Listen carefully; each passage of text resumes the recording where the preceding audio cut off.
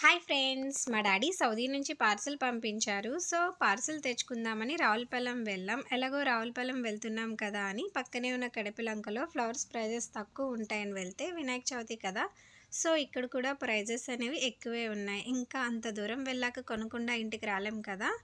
1 KG 2 రకాల చామంతులు, అలాగే బంతిపూ దండలు, ఇంకా మా డాడీ పంపించిన పార్సిల్ తీసుకొని ఇంటికి వచ్చేసాం.